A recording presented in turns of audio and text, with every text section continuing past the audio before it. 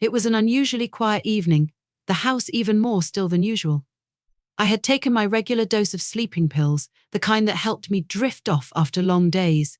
The lights were dim, and I slowly made my way to bed, feeling the drowsiness settle in as the medication took effect. I had no idea what was about to happen that night, something I could never have foreseen. As I lay beneath the soft covers, the worries of the day melted away, and I slipped into a deep, restful sleep. Little did I know that something unusual was stirring in the house. Earlier that evening, my stepson and his two friends had come over. They were older teenagers, just a few years apart, and often hung out here, laughing, joking, sometimes making a bit more noise than I preferred. I never thought much of it, they were just kids having fun. I trusted them, especially my stepson. He had always been respectful, though I noticed he was growing up fast, becoming more independent. But this night was different for them. Something was brewing. As I sank deeper into sleep, completely under the spell of the pills, the boys downstairs had started whispering to each other. Their conversation had taken a surprising turn. They had been drinking, and my stepson, encouraged by the alcohol, suggested something reckless, something bold. His friends, caught up in the excitement, eagerly agreed to go along. Midnight struck, and the house was silent except for the hum of the refrigerator and the occasional creak of the floorboards. I was entirely unaware of the events unfolding just beyond my bedroom door. The boys had concocted a plan, one that would change everything.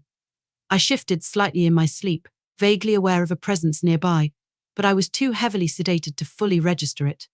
The door creaked open, but my eyes remained shut, lost in my dreamlike state. It all felt distant, like part of another world. They entered the room quietly, moving cautiously at first. My stepson led the way, his two friends following closely, exchanging nervous glances. None of them had done anything like this before, but the energy in the air pushed them forward, even as hesitation lingered. The room was dim, with only the faint glow of the streetlights filtering through the blinds. I lay there on my back, completely unaware of their presence, my breathing slow and deep in my slumber. My stepson stepped closer, his heart pounding. He had imagined this moment for a long time, but now that it was happening, it felt unreal. His friends watched, waiting for him to make the first move, whispering nervously among themselves. Though they'd had enough to drink to push them past their doubts, they were still fully aware of what they were doing. There would be no undoing this. Slowly, my stepson extended his hand, his fingers trembling slightly as he touched my arm. It was a gentle touch, so light that I didn't wake up. The sleeping pills kept me in a deep, dreamless state. I was lost in sleep, unaware of anything, when I heard a faint whisper. My eyes fluttered open just enough to see the boys huddled around my bed, their faces a mix of excitement and fear, eyes wide with anticipation. It felt surreal, like a scene from a movie, something distant yet vividly real. The tension in the room was palpable, a thrill of doing something forbidden. My stepson leaned over me, his breath warm against my ear, as he whispered the plan. His friends nodded, their hearts pounding with adrenaline. They each took their places at the sides of my bed, exchanging nervous glances. I didn't stir, still too deep in sleep to notice anything. What happened next was a blur rush of emotions and sensations none of us could have predicted. I was paralyzed, merely an observer to the chaos unfolding around me. The boys, driven by their desires and the intoxicating thrill of the moment, were lost in their own twisted fantasy. Time seemed to slow as they carried out their plan, each of them caught up in the dangerous game they had set in motion. What had started as a joke between them, something they never thought they'd actually follow through on, had suddenly become reality. And now that they were here, they grew bolder, more reckless. Their sense of right and wrong faded, replaced by the thrill of the moment. They knew there would be consequences, but at that point it didn't seem to matter. They were in too deep to turn back. My stepson took the lead, his movements more confident than I'd ever seen before. He glanced at his friends, a mischievous grin spreading across his face. They were in this together now, riding the wave of excitement. But something shifted. One of the quieter boys, the more reserved one, started to feel a pang of guilt. He looked down at me, lying there so peacefully, and something inside him changed. He hadn't expected to feel this way. Now that they were in the middle of it, he wasn't sure he could go through with it. He nudged my stepson, whispering that maybe they should stop, that this wasn't such a good idea after all. But my stepson, too caught up in the moment, shrugged off his friend's concern, determined to see it through. The third boy, torn between his own desires and his friend's growing unease, hesitated. He wanted to keep going, but the tension in the room was rising like a ticking time bomb. He wasn't sure how long they had before something went wrong. Just as they were about to push things even further, I stirred. It was a small movement, hardly noticeable, but it sent a shock of panic through the room. My stepson froze, his heart racing as he watched me. Though I hadn't woken up, my slight movement caused the boys to freeze in place. The room became still, the tension hanging thick in the air. They held their breath, waiting to see if I would wake up, but the sleeping pill still had me in their grip, and I remained deep in slumber, oblivious to everything happening around me. Relieved but shaken, they pulled back, the initial excitement now laced with fear. What had started as a wild idea, a thrilling adventure, was now spiraling out of control. My stepson glanced at his friends, his face unreadable. They had crossed a boundary, and all of them were aware of it. One of the boys, the one who had spoken earlier, finally voiced what they were all thinking. "We should stop. This isn't right." His voice was low, but the weight of his words was undeniable. My stepson hesitated, his mind racing. He knew his friend was right, yet a part of him didn't want to stop the thrill, the adrenaline. It was all too addictive. But deep down he realized they had gone too far. He glanced at me again, still asleep, and something shifted inside him.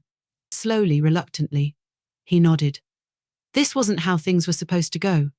The excitement had faded, replaced by guilt and regret. They had crossed a line they couldn't undo. Without a word, they quietly slipped out of the room, their footsteps barely audible as they retreated to the living room. The house returned to its previous silence, and I remained blissfully unaware of what had transpired. In the living room, the weight of their actions settled on them, none of them speaking. The silence between them was thick with unspoken thoughts. My stepson stared at the floor, his mind in turmoil. How had they ended up here? What had they been thinking? His friends were lost in their own thoughts as well. The fun and thrill of the moment had evaporated, leaving only a lingering sense of unease. They knew they had gone too far and would have to live with it. Morning came, and I woke up feeling groggy, the remnants of the sleeping pill still lingering. I had no idea what had happened during the night, no clue that anything had occurred. To me, it had been just another peaceful night's sleep. But for my stepson and his friends, everything had changed. The weight of their actions hung over them, a constant reminder of the night they had almost crossed the line. They tried to act normally, to pretend nothing had happened, but the tension between them was impossible to ignore. In the days that followed, I noticed that my stepson and his friends seemed quieter, their usual rowdy behavior replaced by awkward silences and uneasy glances. They came over less often, and when they did, their conversations were stilted, lacking the usual laughter. I noticed the shift, but I didn't think much of it. I assumed it was just a phase. They were teenagers after all. And sometimes they acted strange for reasons I couldn't fully understand. What I didn't realize was that they were struggling internally, each of them grappling with guilt. My stepson in particular found it difficult to face me. Every time he saw me, the guilt gnawed at him. His friends were no different. They had once shared a bond filled with fun and mischief, but now it was tarnished by something darker. The tension between them was palpable. One afternoon, while I was cleaning the house, I stumbled across an old photo of my stepson and his friends. They were younger, carefree, and it hit me just how much things had changed. I didn't fully grasp the significance of that change, but I could sense something wasn't quite right.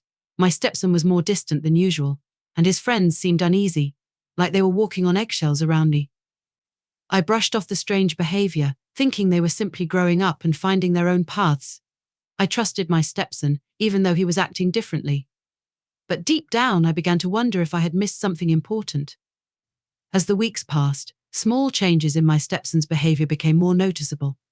He was spending more time alone, avoiding eye contact when we spoke. His friends, too, seemed altered, especially the quieter one, who looked particularly troubled. Every time he saw me, a guilty expression crossed his face, as if he wanted to say something but held back, afraid of the consequences. At night, I found myself lying awake, tossing and turning as a vague unease crept over me. It felt like something was wrong, but I couldn't quite put my finger on it. I replayed the events of the past few weeks in my mind, trying to figure out when things had started to feel off. Then it hit me the night I had taken the sleeping pills. It had seemed like any other evening, but something about the way my stepson and his friends had acted since then made me question everything. Could something have happened while I was asleep? The thought seemed absurd at first, but the more I considered it, the more it made sense. I couldn't shake the feeling that I was missing something important. The next day, I decided to confront my stepson. It wasn't easy, I didn't know how to bring it up without sounding paranoid, but I couldn't ignore the nagging feeling that something had happened. "Is everything okay?" I asked him one evening when we were alone in the kitchen. He looked up from his phone, startled, as if he hadn't expected me to ask. "Yeah, why?" he replied, a little too quickly. "You've been acting differently lately," I said, trying to keep my tone casual. "Are you and your friends okay?" "Is something going on?" For a moment, he didn't answer. He just stared at me, wide-eyed, like a deer caught in headlights. Then, just as quickly, he looked away, avoiding my gaze. "No, everything's fine," he muttered. But I could hear the quiver in his voice. I didn't press him further, not yet. I could tell there was more to the story than he was letting on. I decided to let it rest for the time being, hoping he would eventually feel comfortable enough to tell me the truth. As the days passed, I kept a close watch on him and his friends, waiting for any clues that might reveal what had really happened. My stepson continued to act distant, and his friends came around less and less. Something was gnawing at them, and I was determined to figure out what it was. Then, one evening, everything shifted. It was late, and I was sitting in the living room, flipping through a magazine when I heard a knock at the door. It was one of my stepson's friends, the quiet one. The one who always seemed the most uncomfortable around me. He looked pale, his hands shaking as he stood on the doorstep. "Can I talk to you?" he asked, his voice barely audible. I nodded, letting him inside, and he sat down on the couch, his head in his hands. "I need to tell you something," he said, his voice trembling. My heart pounded as I sat across from him. I had sensed something was wrong, but hearing him say it out loud made it real. "What happened?" I asked, trying to keep my voice steady. He took a deep breath, his hands still shaking. We did something we shouldn't have." He began to explain that night how they had come into my room while I was asleep, how my stepson had taken the lead, and how they had gotten swept up in something they couldn't control. His voice was filled with regret, and I could see the guilt in his eyes. "I didn't want to go along with it," he said, tears welling up. But I didn't know how to stop it as he continued to speak. A flood of emotions overwhelmed me: shock, anger, disbelief. I couldn't grasp what he was saying. My stepson, the boy I had trusted and cared for, had betrayed me in a way I couldn't have imagined. When he finished, silence filled the room. I didn't know what to say or even how to feel. The room seemed to close in on me, the weight of his confession suffocating. "I'm sorry," he whispered, his voice cracking. "I don't know how to make this right." I sat there, stunned, trying to process everything. My mind raced, and a knot of anger twisted in my chest, but mixed in with that was a strange sense of relief. At least now I knew the truth. I wasn't imagining things. After what felt like an eternity, I stood up. "Thank you for telling me," I said quietly. He nodded, wiping his tears before standing and leaving the house. I watched him walk away, my heart pounding, as I tried to figure out what to do next. The truth was out, but it had left me shattered. I couldn't look at my stepson the same way anymore. Everything had changed, and I didn't know how to move forward from here. That night, I lay in bed, unable to sleep. The weight of what happened crushed me, making it hard to breathe. My mind was a whirlwind of emotions: anger, betrayal, confusion. I had trusted my stepson, and he had taken advantage of that trust in the worst way possible. The next morning, I confronted him. I told him what his friend had revealed. At first, he denied it, but eventually the guilt became too much, and he broke down, admitting everything. "I'm sorry," he whispered, tears streaming down his face. "I don't know why we did it." I had no words. I didn't know if I could ever forgive him. The trust between us was broken, and I wasn't sure it could be repaired. In the end, I made the decision to send him away, to give myself the space I needed to heal. It was one of the hardest choices I'd ever made, but I knew it was the right one. As time passed, I tried to move on, but the memory of that night lingered, a scar that would never fully heal, a constant reminder of the betrayal I had endured. Yet, through it all, I learned something important. Sometimes the people you trust most can hurt you in ways you never expected. And while the pain might never completely fade, you can find the strength to move forward, piece by piece, and rebuild your life. It wasn't easy, but over time I found my way back to myself. In the end, that was all I could do.